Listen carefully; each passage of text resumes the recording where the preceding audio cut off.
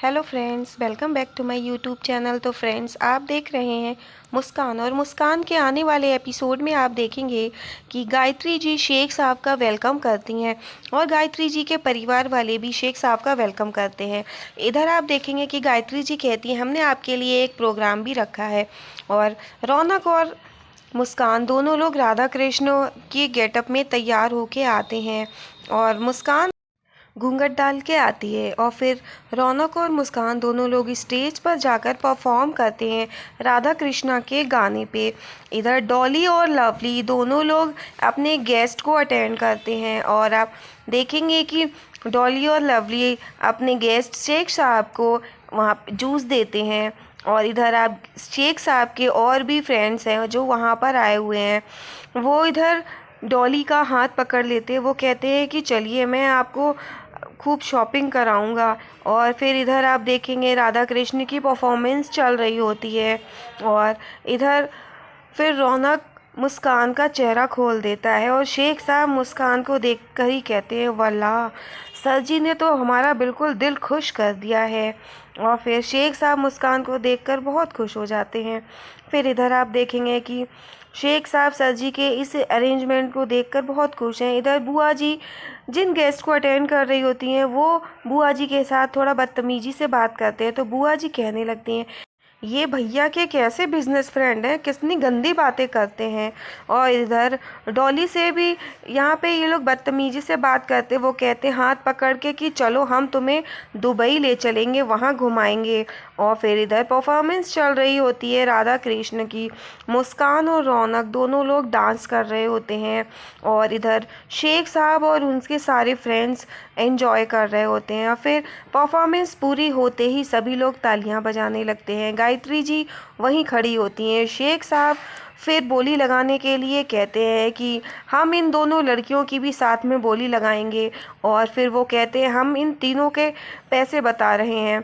इतने में वहाँ पर सब लोग गुस्सा होने लगते हैं। शेख साहब के फ्रेंड भी वहीं पर हैं, वो कहते हैं कि हमें भी ये लड़कियां पसंद हैं, हम इन्हें ले चलेंगे। इधर सर जी बार बार घर पे फ़ोन कर रहे हैं पर कोई फ़ोन नहीं उठा रहा। बुआ जी और उनके बेटों को गुस्सा आ जाती है। इधर शेख साहब कहते हैं कि ये क्या बदतमीजी है, हमें यहाँ सर जी ने बुलाया है इसलिए। और इधर सर जी ड्राइवर से कहते हैं कि जल्दी चलो, पर 10 मिनट का रास्ता तुमने आधा घंटा लगा दिया। इधर मुस्कान और रौनक दोनों लोग वहाँ पर होते हैं। रौनक को गुस्सा आ जाती है, तो मुस्कान कहती है शांत रहिए। इतने में सर जी गिरते पड़ते आते हैं, वो देखते हैं कि अरे शेख साहब तो यहाँ पे हैं, और वो ये सब देख के एकदम से हैरान हो जाते हैं। इधर डॉली और लवली के साथ वो लोग बदतमीजी देते हैं, वो पापा पापा करके सर जी के पास भागती हुई जाती हैं। वो कहती पापा देखिए। इधर बुआ जी भी कहती हैं देखो भैया ये लोग कितनी गंदी गंदी बातें कर रहे हैं। और सर जी देखते हैं, अब सर जी को समझ में नहीं आता वो करें तो क्या करें। इधर डॉली और लवली दोनों लोग रोने लगती हैं। इधर आप देखेंगे कि मुस्कान और रौनक भी वहीं मौजूद हैं। गायत्री जी सर जी की तरफ देख रही होती हैं, वो कुछ नहीं बोलती हैं, उनके आंसू आने लगते हैं। इतने में सर जी शेख साहब के फ्रेंड का कॉलर पकड़ के उन्हें मारने लगते हैं, और खूब मारते हैं। वो कहते हैं कि तुम लोगों ने ये सब जानबूझ के किया है, तुम सब लोग मुझे बर्बाद करना चाहते हो, और ये पहले लड़कियों की तस्करी वाली बात नहीं चली तुम्हारी, तब तुमने हमारे घर पे डेरा डाल लिया। और फिर बहुत मारते हैं। फिर इतने में रौनक सोचता है मुझे ही कुछ करना पड़ेगा। रौनक फिर आगे आता है, और शेख साहब देख रहे होते हैं। रौनक अपना चेहरा पोंछ करके अपना गेटअप थोड़ा हटाता है, और वो सामने आता है।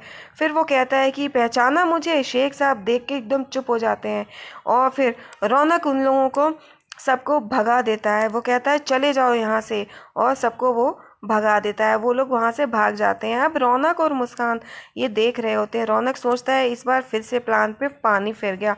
इधर सर जी कहते हैं ये सब किसी की साजिश है, कोई मुझे ये सब बदनाम करने के लिए कर रहा है। इधर बुआ जी और डॉली वो कहती हैं ये कोठे वाले पहले बाहर ही बाहर थे, पहले तो एक लड़की थी, अब ये यहाँ तक आ गए, और मुस्कान भाभी के बारे में कैसी कैसी बातें कर रहे थे।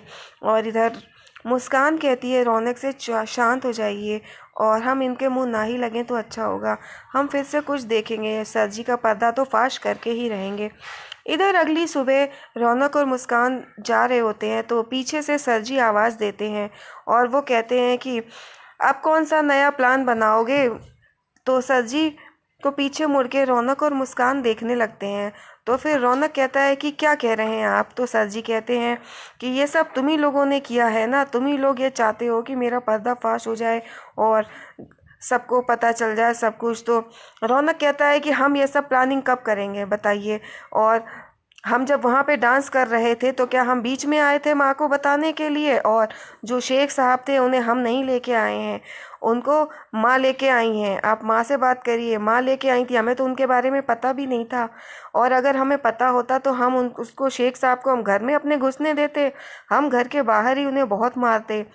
तो शेख साहब ये सुन कर के चुप हो जाते हैं। रौनक कहता है कि हमें इन सब बातों के बारे में कुछ नहीं पता और आप पगला गए हैं, इतना कहकर वो वहाँ से निकल जाते हैं। इधर आप देखेंगे कि सर जी अपने कमरे में बैठे हुए सोच रहे होते, इतने में गायत्री जी दूध का ग्लास लेके आती हैं। तो सर जी कहते हैं कि पता नहीं हमें कौन बदनाम करना चाहता है। तो गायत्री जी कहती हैं कि आप परेशान क्यों हो रहे हैं, और आपने मेरी कसम खाई है मैं हर सूरत में आपके साथ खड़ी रहूँगी चाहे कुछ भी हो जाए। तो सर जी गायत्री जी की तरफ देखने लगते हैं। इधर आप देखेंगे रौनक और मुस्कान रात को ड्राइव को जाते हैं। तो मुस्कान से रौनक कहता है कि अच्छा हुआ आप ड्राइव के लिए तैयार हो गई, वरना घर में तो हमारा दम घुट रहा था। अब मुस्कान कहती है कि अब कुछ ऐसा ढूंढो कि सर जी का पर्दाफाश एक बार में ही हो जाए, कुछ ऐसा क्लू मिल जाए। इधर गायत्री जी सो रही होती हैं तो सर जी के पास चरण की कॉल आती है और सर जी चरण की कॉल रिसीव करते हैं। तो चरण कहता है कि सर जी मैं यहाँ शहर में आ गया हूँ, कोई काम हो तो मुझे बताइए। तो सर जी कहते हैं कि तुम्हारी हिम्मत कैसे हुई इतनी रात को मुझे फ़ोन करने की? आइंदा से तुमने अगर ऐसा किया तो जहाँ पे हो वहीं पे तुम्हें मरवा दूंगा। इधर मुस्कान और रौनक जा रहे होते हैं तो मुस्कान की नज़र चरण पे पड़ती है, वो आगे गाड़ी रुकवाती है और फिर वो कहती है ये वही चरण है जिसने मुझे और मेरी मम्मा को किडनैप किया था और हम लोगों को मारने में इसका बहुत बड़ा हाथ है, ये सर जी से मिला हुआ है। तो तुरंत रौनक कहता है अच्छा ऐसी बात है।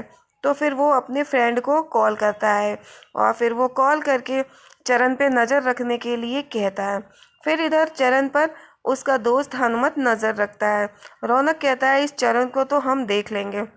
फिर चरण के ऊपर हनुमत से नज़र रखवाता है। इधर आप देखेंगे कि गायत्री जी मंदिर में पूजा करके सुबह में लोटा लेकर बाहर निकलती हैं तो वो दरवाज़ा खोलते ही उनका पानी का लोटा गिर जाता है। वो देखती हैं दरवाजे पे चरण बेहोश पड़ा हुआ है, किसी ने उसे बहुत मारा है। बुआ जी रौनक भी वहाँ पर आ जाते हैं और फिर रौनक सोचता है कि कैसे उसने रात में प्लानिंग की, हनुमत को चरण के पीछे लगाया। फिर चरण ड्रिंक करने के लिए गया और वो सर जी के बारे में उल्टी सीधी कह रहा था और फिर मुस्कान के सामने चरण को किडनैप करने का प्लान बनाया गया और फिर जब चरण को हनुमत से वहाँ से उठवा लिया